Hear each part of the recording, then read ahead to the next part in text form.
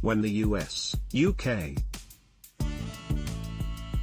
and France launched airstrikes against Bashar al-Assad's chemical weapons facilities last month, the world watched anxiously to see how Russia's Vladimir Putin would respond to this attack against his Syrian ally. While his response was muted, at least for the time being, that apprehension was a testament to how much Putin has raised Russia's geopolitical profile over the past decade, and to the penchant for risk-taking that has been simultaneously his foremost strength and greatest strategic weakness. That characteristic has allowed Russia to score a series of geopolitical victories under Putin. Yet it has also provoked international hostility that has taken a toll on the Kremlin, and raised the prospect of escalation that could end badly for everyone. In the nearly 2 decades that Putin has formally or informally ruled Russia, one of his top priorities has been re-establishing the country as a respected and feared actor on the world stage. That goal has been translated into an array of activities that US and Western observers find highly threatening. There is the conventional military buildup that has focused on neutralizing key US and Western advantages, and which has now given Russia a significant military edge on NATO's exposed eastern flank. There is the thoroughgoing nuclear modernization program, combined with a nuclear doctrine, escalate to de-escalate, that envisions using limited nuclear strikes to end a conventional war against NATO on terms favorable to Russia. There have been the 2 wars launched to bring wayward former Soviet republics, Georgia and Ukraine, to heel, as well as the military intervention in Syria to shore up Assad's regime. Not least, there is the use of information warfare and cyber capabilities to interfere in elections in the US, Europe and beyond. Through all these initiatives, Russia is pushing back hard against the influence of the US and its Western allies.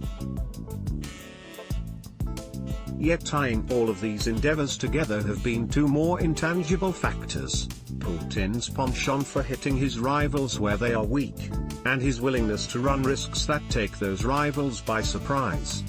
On the first count, Putin has displayed a knack for the asymmetrical approach that pits Russian strengths against an adversary's vulnerabilities. In Syria, Putin gauged that the US was in an awkward position because the Barack Obama administration had declared its opposition to Assad but not acted decisively to remove him from power, either by providing more significant support to anti-Assad rebels or enforcing the infamous red line on chemical weapons use.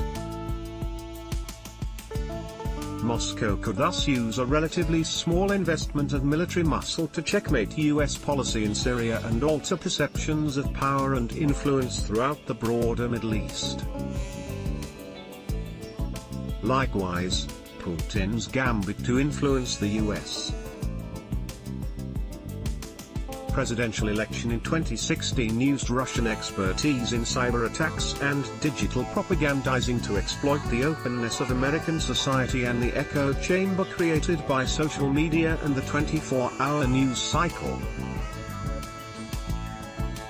The upshot was to create an epic political disruption which continues to this day. By hitting enemies where they are exposed, Putin has been able to achieve a lot with a little. Equally important is a second characteristic of Putin's statecraft, his attraction to the bold, unexpected stroke that catches the opponent off guard. In case after case, invading Georgia and Ukraine, intervening in Syria, meddling in foreign elections, Putin has shown a higher than expected tolerance for risk. He has used the advantages of authoritarian rule, secrecy, speed, centralized decision-making, to take his adversaries by surprise.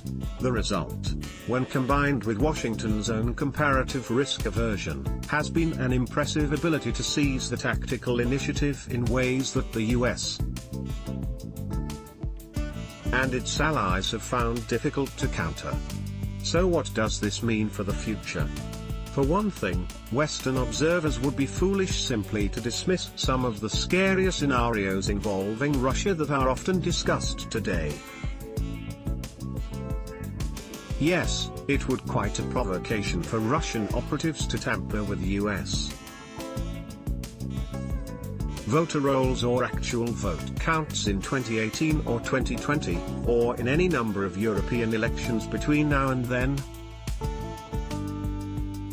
But who imagined that Putin would run the risks he did in interfering with the US democratic process in 2016? Likewise, it would be incredibly dangerous for Russia to launch a limited war in the Baltics in hopes of fracturing NATO.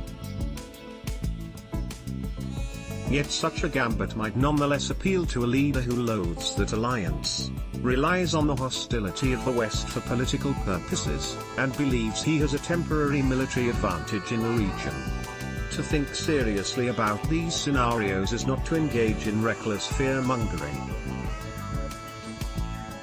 It is simply to recognize that America has underestimated Putin's appetite for risk before. The irony, however, is that this very tendency could prove equally dangerous for Putin himself. The Russian president has been adept at identifying and taking advantage of geopolitical opportunities, yet he has also been prone to provoking stronger than expected blowback. The invasion of Ukraine secured Russian influence in Crimea and the Donbass area, but it also pushed the rest of Ukraine toward the West and made Moscow an international pariah.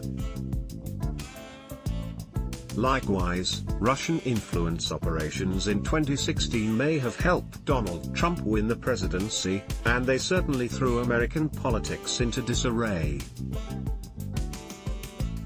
But the resulting outrage made it impossible for the new administration to lift economic sanctions on Russia, and it earned a bipartisan US hostility to Moscow that will probably outlast Trump's presidency.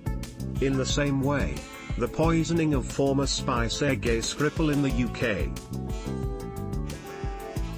produced a raft of diplomatic sanctions and still greater isolation. Looking ahead, then, the best scenario for the West is that Putin will have learned from these experiences and will dial back his risk-taking in the future. Yet an equally plausible and more dangerous scenario is that the Russian leader might eventually play with fire in a way that leads to everyone getting burned. At some point, we may see a bold Russian gambit, whether an expanded cyber offensive against the US political system or other critical infrastructure, an effort to stoke up evil in the Eastern Europe, or some move that Western officials are not even yet considering, that pushes America and its allies to respond far more forcefully than Putin anticipates. The question then will be whether the risk-taker in the Kremlin realizes that he has finally gone too far and rein himself in, or responds in a way that brings us to the brink of the first major power conflict in decades. To contact the author of this story, halbrands@halbrands@ju.edu. To contact the editor responsible for this story, Tobin Harshaw@tharshawatbloomberg.net.